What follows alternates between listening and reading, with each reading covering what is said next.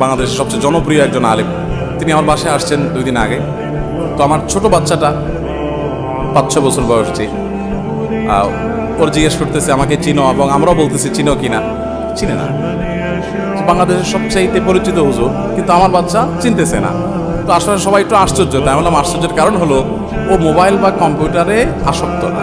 এখন আমাদের কাছে এটা কিন্তু অস্বাভাবিক হয়। আমাকেও যদি কোনো জায়গায় কোনো বাচ্চা বলে যে না হুজুর চিনি না, সেদিন যেন কোথায় গেলাম, ও IAEC চট্টগ্রাম আন্তর্জাতিক বিশ্ববিদ্যালয়। তো ওখানে বিশ্ববিদ্যালয়ের অধীনে একটা স্কুল আছে, স্কুলের প্রিন্সিপাল সাহেব আমাকে ক্লাসে নিয়ে যাচ্ছেন। এক বাচ্চা জিজ্ঞেস করছে চিনো হুজুরকে চিনো? বাচ্চা বলো না চিনি না। সাধারণত শুনলে তো মানুষ একটু অপমান হয়, এটা আমার চিনল না, কপাল পোড়া। তো আমি বাচ্চাকে খুব সাধুবাদ দিলাম, মারহাবা দিলাম। এখন সবাই তো অবাক হয়ে যাচ্ছে, কাহিনী কি? তাই বললাম দেখেন, মানুষের নেচার যখন খারাপ হয়ে যায় তখন অসুস্থতাটাকে সুস্থতা মনে করে আর সুস্থতাটাকে অসুস্থতা মনে করে। এই বাচ্চাটাই আপনার ক্লাসের মধ্যে স্বাভাবিক, ও আমাকে চিনে না, আর বাকিগুলো সব অস্বাভাবিক, এগুলো সব মোবাইল এডিকশনে আছে, এগুলো সব মোবাইলের রুগী। আর এই বাচ্চাটা সুস্থ, কিন্তু আমাদের কাছে মনে হচ্ছে অস্বাভাবিক। হায় রে, বাচ্চাটা কত খ্যাত, কত আনস্মার্ট, যে এই টাইমের এই ভাইরাল হুজুর চিনে না, এটা কপাল পড়া।